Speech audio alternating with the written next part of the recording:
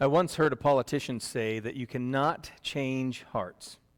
Speaking to an activist, this politician said, "We cannot change hearts. We can only change laws."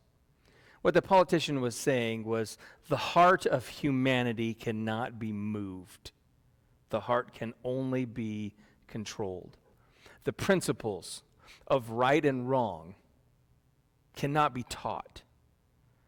They can only be established, determined by whoever has the power. And therefore, power must be attained at whatever cost, even if it must be seized by force. We see that at play in our culture today. Now, in contrast to what that politician thought, the Bible tells us something totally different.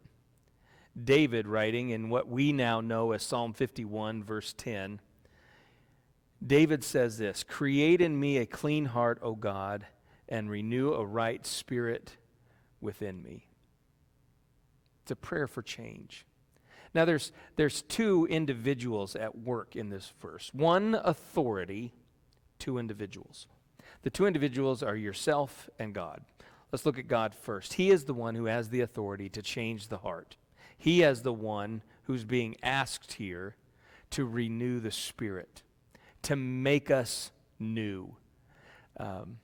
But the other individual is us, because we are the ones who must surrender that authority to Him. We are the ones who must utter the prayer.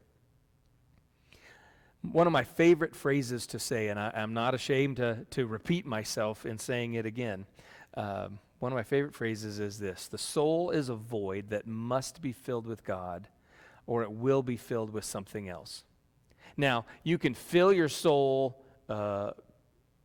with anything good. You can fill your soul with things that are bad. Whatever it is, good or bad, whatever you fill your soul has the authority to guide your life.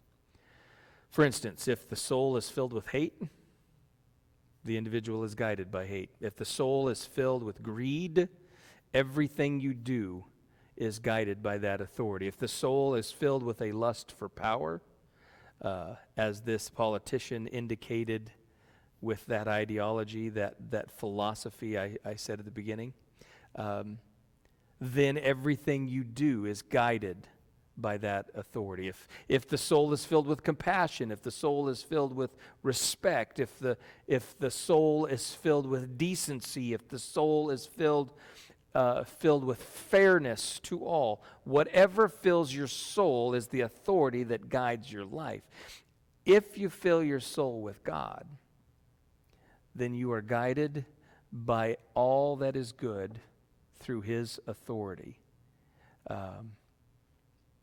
He's the only one that is truly able to bring about all things good and decent in the life of an individual.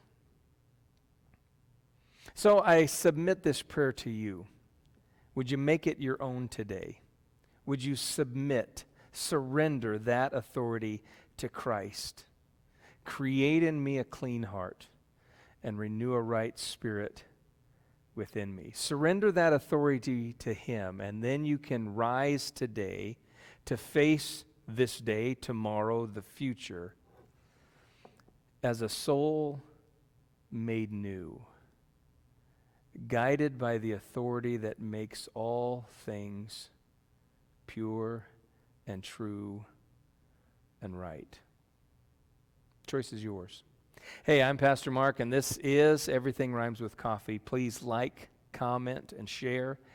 And until next time, the Lord bless you and keep you.